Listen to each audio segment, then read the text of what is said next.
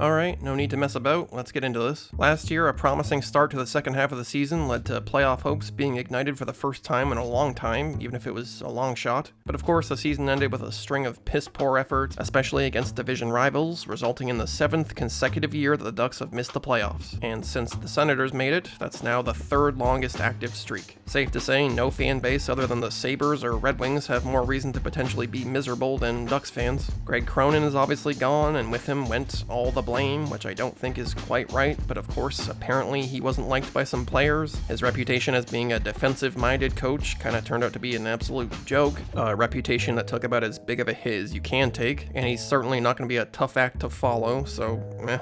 Anyway, real quick, let's run down on some team record stats. The 35, 37, and 10 record was tied for their best season since the last time they made the playoffs. Here's their home and away record. They have to drastically improve on the road. Here's their record in the first and second half of the season. Pretty similar, despite the brutal tail end of the year. And here's their records against playoff and non-playoff teams. So you'd obviously like to see them keep up with the better teams more often, but at least they capitalized on a good amount of their theoretically easier games, which is a genuine step in the right direction. Despite what many people seem to think, last year was far from all bad other than Dostal, and there were genuine bright spots in seemingly sustainable areas for the first time in a long time as far as individuals go. First, the emergence of Jackson Lacombe. Obviously the skill set has always been there, but going from the clearly talented but at times very shaky guy who seemed to be getting the short end of the stick amongst the young D-men to being the clear-cut star defenseman in the blink of an eye is something no one predicted. The ability to efficiently break out of the D-zone in particular was something to behold. This team has drastically needed improvement there for years.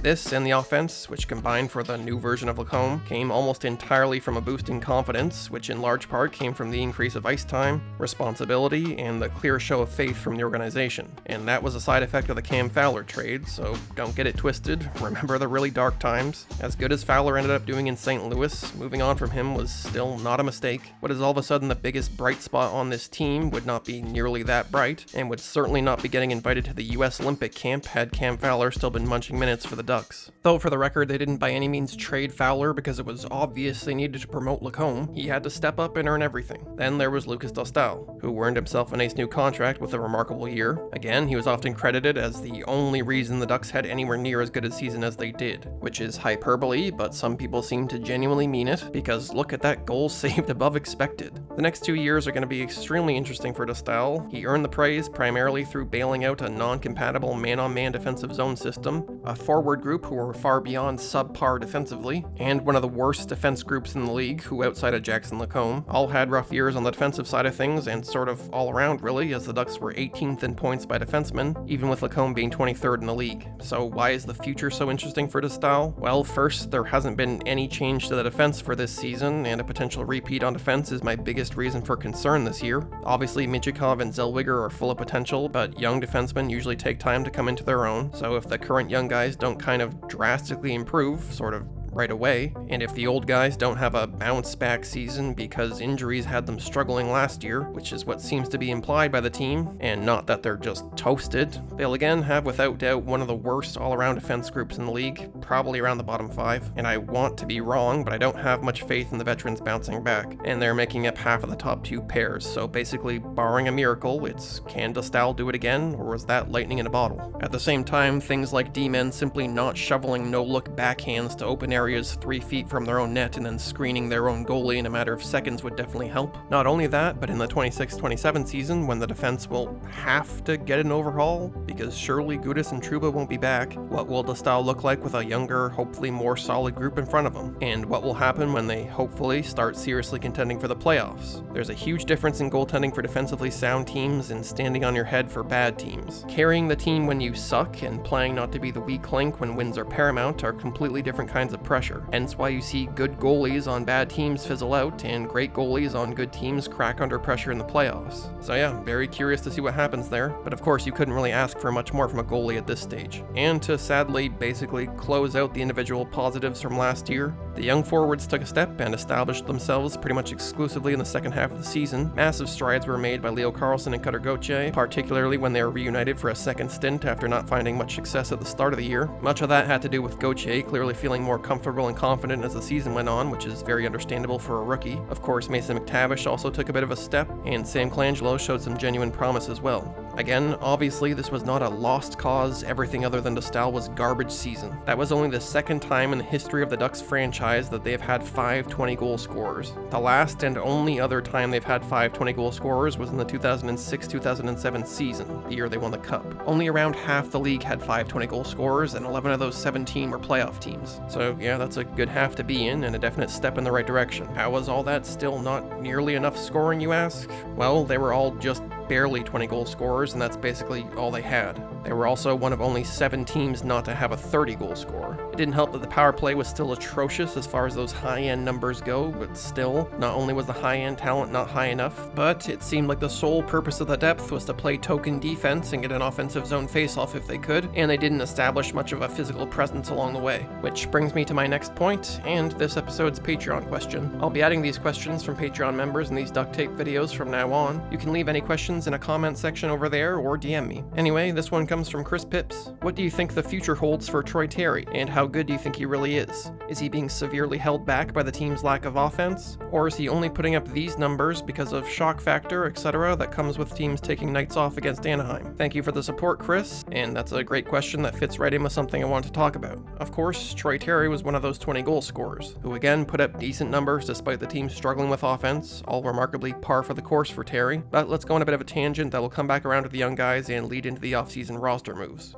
I think Troy Terry is one of the biggest question marks on this team, and I'm kind of surprised he's still there in a way. One, because he's somehow 28 and has actual high value right now. Also, because anyone who was drafted by the previous regime seems to be viewed as expendable. It's pretty crazy that only DeStael, McTavish, and Terry remain from the 21-22 Ducks. Also, because even though he's always near or at the top of the team in terms of point production, there never seems to be a real proper fit. He's always juggled around and never really been able to play with anyone consistently. But, along with all that, I question where this goes, mainly because we've seen enough of Terry to know that he's not really going to throw his weight around. Your grandmother would probably be fine going back to get a puck in the corner with Troy Terry forechecking her, and that's honestly not even really a joke. Terry is just about the least physical player in the league. Only Kent Johnson and injury-riddled Shea Theodore recorded less hits per 60 out of all players who played at least 8 games last year. The Panthers, who by the way won 2 cups in a row, simply do not have players like that. Inducing a level of fear and panic in your opponents works wonders for your teammates and team in general, and it's imperative in the playoffs. The I never hit, but I do some offensive stuff is fine for regular season numbers here and there, but it's just not even remotely okay if you're trying to build a legit playoff contender. He's an offensive guy, that's fine, but the harsh reality is that if you're going to win the cup with players of that style, they have to be exceptional offensive players if they're not going to play a very physical or defensive game. Cup-winning teams do not typically have more than 1 or 2 players who don't really hit. You win with people who would absolutely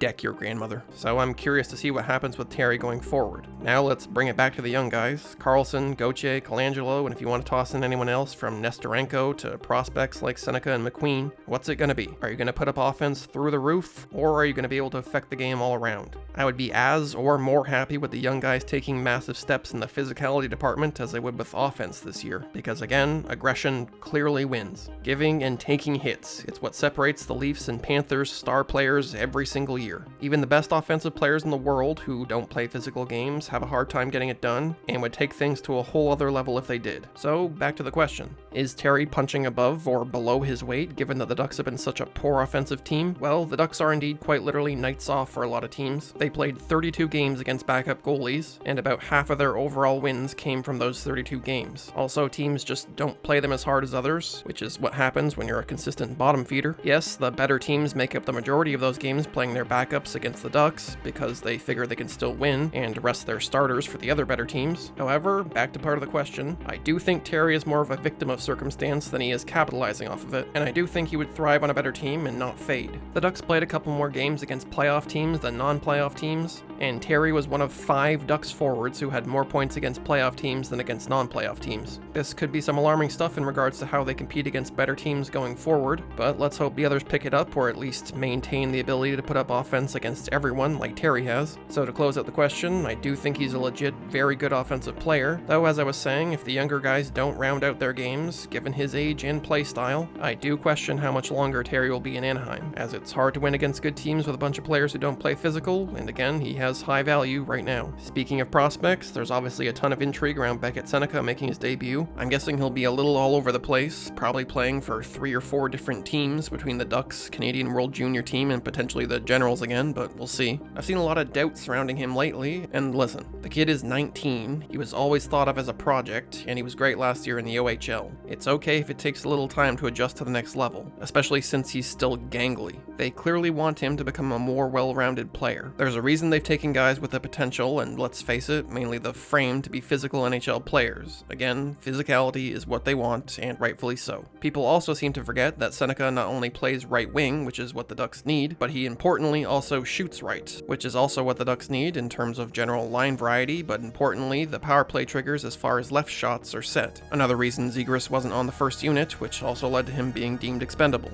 However, they can improve on that left side of the man advantage, as Terry just doesn't have a threatening one-timer and you're swimming upstream without a legit one-time option from both sides of your power play. Seneca can fit that bill. So if you're seeing some Canadiens fans or click-seeking suck-ups lose their mind about how Ivan Demidov is breaking the NHL, it's broken, or whatever, understand they drafted for fit rather than just the most flashy offensive guy they could get, so be patient. They'll set up Seneca.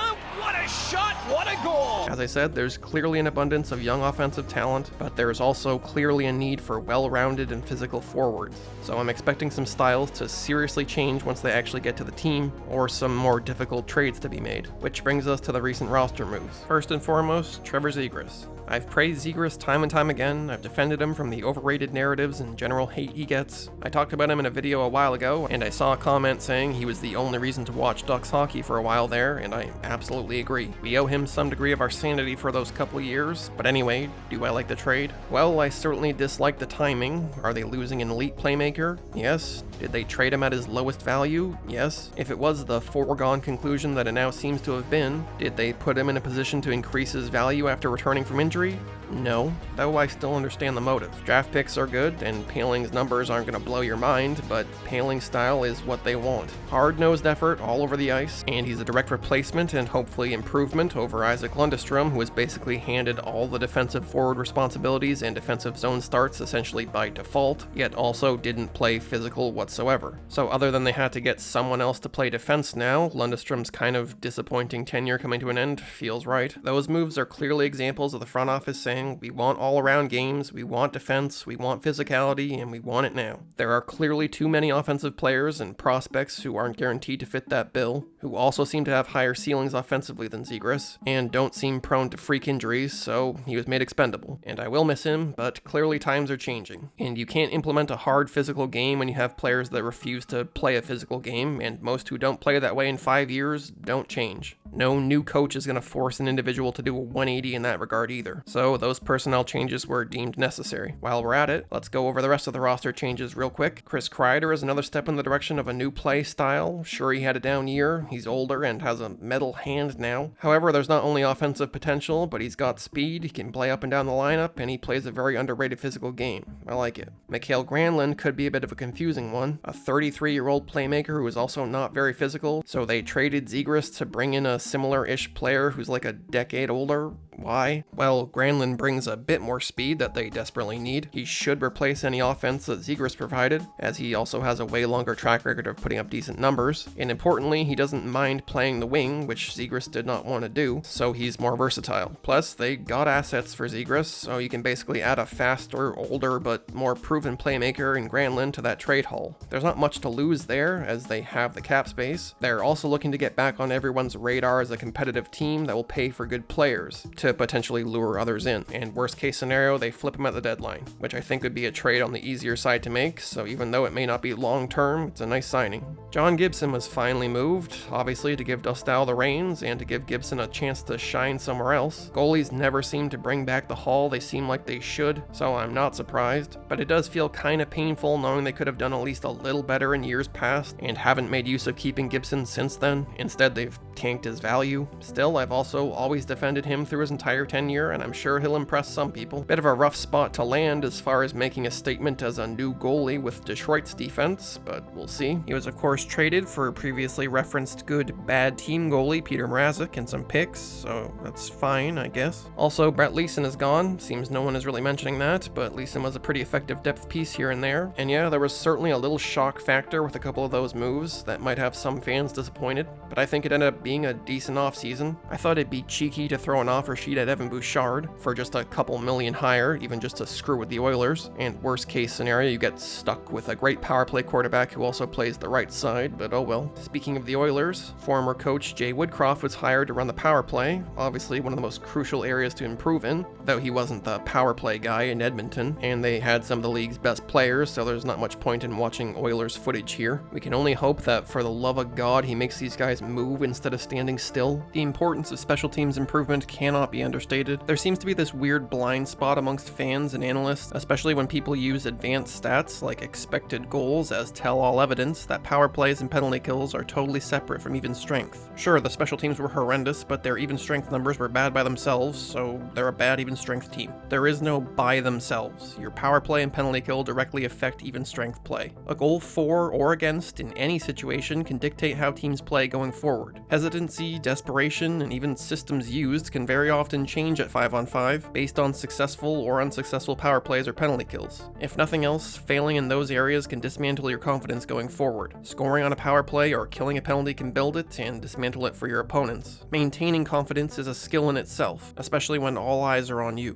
Much more on all that in a future video, but yeah, that can explain some of the volatile inconsistency the Ducks showed last year. After so many weak power plays, some part of them was probably dreading playing with the man advantage as much as playing shorthanded. You think with all this young talent the Kings, or rather the Ducks have, the power play would be more effective. That was the third worst power play out of every team, out of every season in the last 20 years. For the record, the very worst also belongs to the Ducks in the 2020-21 season, but anyway, despite those trades and signings, probably the most polarizing and most consequential move was the hiring of Joel Quenneville. Obviously a controversial hiring. It could be a questionable choice even in a hockey sense, and we'll get into that in a minute, but as far as the controversy, I saw that many fans were livid when it was announced, but most of that discourse seems to have gone from "this is a disgusting, absolute disgrace, boycott the team" to "alright, I like what he said and I'm willing to see how he does," very quickly. So I don't really know how most people are feeling about it anymore. As for me, I'm no expert on all the details of that case. It sounded like a total failure from just about every member of the staff and the players. There's clearly some pretty shady accounts of Quenneville's reaction to the whole situation, but like usual, there's also a lot of conflicting accounts and details. Though the NHL did originally ban him for a reason, and the NHL and the Ducks obviously decided he should be reinstated for a reason. What he's specifically done in order to earn reinstatement is kind of unclear. I obviously hope it's somehow genuinely sufficient, whatever that means, and if that's actually possible. But of course, there were multiple victims, in part due to how the organization handled the situation, so whether you strongly agree or strongly disagree with him being back, this chapter likely isn't fully finished just because one victim forgave him and the Ducks wanted a good coach. So if, and perhaps when, there's any more to be said about his part in all this, it's probably more a conversation for well-informed individuals to address in an official league report or in a future courtroom than me or any of us in this here season preview. So we shall see. For now, let's talk hockey. The Ducks gave Quenneville and the Blackhawks some of their toughest series during their dynastic years, some truly great series that made me strongly dislike the Blackhawks, and I'm sure a lot of us probably had a competitive dislike for Quenneville as a result, so it's going to be weird to see him behind the bench for that reason. As an NHL coach, he's second in all-time wins, and he's won more cups than any other active coach, as he's the only one with 3. So the coaching resume obviously speaks for itself. One thing I hate is that Verbeek has another, "well, the staff just got here, so no one's to blame if things don't improve" excuse. There really shouldn't be a reason for that to come up anyway if making the playoffs last year was the goal, but we shall see. Though there could still be cause for concern. One, he hasn't coached in 4 years, but primarily because he's old. At 67, he's the oldest coach in the league, and he's one of the oldest coaches of all time, probably in the top,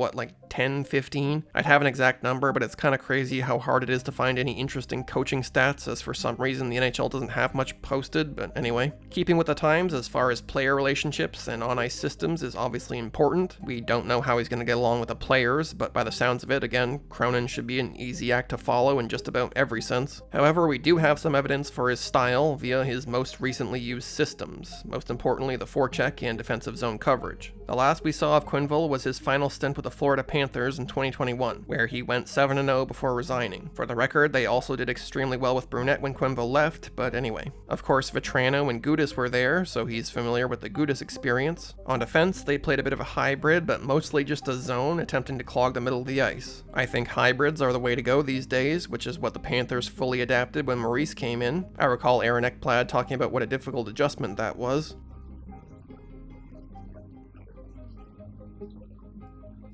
But the key is they did have the personnel to properly pull it off. Before then, the zone was clearly aimed at removing some responsibility from weaker defensive individuals, and ancient ones like Joe Thornton. In the other end and neutral zone, they used a lot of 1-2-2 forechecking to shelter themselves defensively as they clearly thought they needed it. At the start of training camp, Quenneville said the Ducks will indeed be playing a zone. Yeah, zone defense, pressure defense. Though he wants high pressure, which may sound like a bit of an oxymoron, but regardless, we can assume he wants to shelter the defenseman more. And throughout training camp so far, that is what he's had the Ducks doing, along with the 1-2-2. So he hasn't gotten overly ambitious, and essentially hasn't changed anything since his Florida days, but clearly everyone feels the defense is their weak point, and they need to take the load off them. So expect less chaos, and replace that with a, shall we say, less eventful LA Kings style game, which is totally fine, at least for this year, especially if things are consistently falling apart on defense again. Though I have a feeling this will turn into a hybrid in the near future. Perhaps even at times this year, but more likely in the next couple seasons, as that's what the vast majority of teams are using, and winning with. Almost every recent cup winner has used it, other than the Golden Knights who played a box in one zone. And for the record, there's a big difference between hybrids and what the Ducks have been playing. I've always said strict man-to-man in reference to the Ducks, so there isn't any confusion, because that's what it was. You get your guy and stick to him basically no matter where he goes. And just for those who aren't aware of the difference, the only time a hybrid is man-to-man is when the puck goes out high to pressure the defense. Hope the blunt graphics helped, but anyway, at the very least, everyone should be hoping they never see a strict man-to-man zone defense again. Doesn't work in the NHL anymore. It's been proven, especially when your defense is too young or too old or both, or just sucks, or even if they're decent. The Hurricanes are a well-oiled machine, and in my opinion, that's their main downfall every year. For the record, Montreal making the playoffs can be directly attributed to learning and utilizing a hybrid zone defense. So it's nothing but good news that the Anaheim staff has finally pivoted, because for a long while now, if the Ducks couldn't stop teams in the neutral zone, they were in for a very scary 30 seconds almost every time. They poorly attempted to play like the Hurricanes, at least that was Cronin's goal, yet had very different results, mainly because they lacked speed and aggression. Hopefully this year they feel comfortable giving the veterans less responsibility.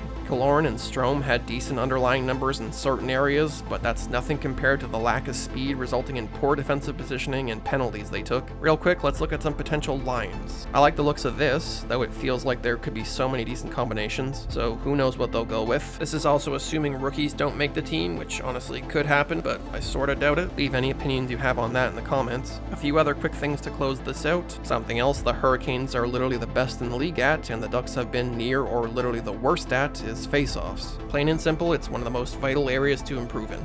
Not much to say about it. You need the damn puck. You have to start shifts off on the right foot so it's less likely that the shift takes place in your end. And they don't have Lundestrom anymore, so something has to give. The current centers simply have to improve, no ifs, ands, or buts. What else? I'd harp on leadership in the sense of leading by example on the ice again in terms of effort and results on both ends, because I think it's painfully necessary, but I'll refrain from sounding like a broken record. Will they actually show up against the Flyers this year? Those games are going to stand out more than ever for like the next decade now, and I think it's safe to say everyone is looking for a better effort from them when those games come around. As far as the large amount of cap space goes, considering that Carlson, Gauthier, Lacombe, Minchikov, and Zellweger are all RFAs next year, the current cap space is basically a mirage, unless it's for a rental whose contract is up at the end of the season, and I unfortunately don't see them being in a position to want to take rentals, so they're likely not using that cap space on any more new guys. And yeah, where do they end up? Playoffs, or an 8th year missing them in a row? I'm guessing they'll at least be in a more legitimate hunt for a wildcard spot, though I wouldn't be surprised if they come up short again, but we'll see. Why do I think they'll miss the playoffs again despite almost everything looking up? Well, even though what I've got here is much more optimistic than every other prediction I've seen, I do think goaltending will steal them less points, given it's borderline impossible for Dostal to do better than last year, and also because Gibson is gone. What kind of defense they'll end up getting is also questionable to say the least, and I think it could take time to find chemistry with the new guys set up to play such key roles. But of course, I hope I'm wrong with my standings prediction and they make the playoffs. However, even if they don't, I feel like we're in for an entertaining year with less headache. I think they'll have far less complete disaster, waste of time to even watch type games, and I think as long as the young guys progress as much as we all feel they can, all things considered, this will finally be the legit springboard year. So even if they miss one more, I think they'll take a massive step and set themselves up to flirt with 100 points in 26-27. But also, don't get it twisted, nothing is guaranteed here. From Verbeek to to all the young players, the pressure is officially on like it's never been. This very well may be the most interesting and important season this franchise has had in about a decade. I'm fully on board the hype train, and I don't think there's going to be much middle ground in contrast to last year, but this staff and these safe systems should remove any excuses, show us what they've really built and who these guys really are. There's no more room for fans to blindly blame Greg Cronin. I doubt we'll be seeing any vague "his systems don't work" without any elaboration in regards to Quenneville, and surely all the blame for any potential lack of power play execution can't be placed solely on yet another special teams coach. So we'll get a real sense of whether or not this really is a sleeping giant that was a successful product of the lengthy modern rebuilding process, or if they truly did all this just to become the Sabres of the West. Anyway, I think that's about it. As always, I hope to be back talking Duck stuff sooner than later. If there's finally a consistent team game being played that's worth highlighting, it'll be sooner. I'd make more general Duck stuff even if not, but I really don't enjoy just reacting to recent trades or rumors or speculation. Speaking of which, of course Mason McTavish signed. That was worth all the online speculation, wasn't it? I can't imagine consuming that stuff past seeing involuntary headlines, let alone producing it myself. All I have to say is I like the deal, and that there are some very impatient and or dramatic people who should relax, and that there are a lot of expert armchair GMs who overbeak an apology for that contract. But he won't get it from the hive mind folks, will he? Anyway, yeah, we'll talk about things that are worth talking about when they're worth talking about. In saying that, the best way to support these videos is on Patreon. I'll eventually put together some extra Ducks stuff exclusively for the people over there if you're interested. But yeah, leave your opinions on all this and anything else you might have to say in the comments, and thanks for watching.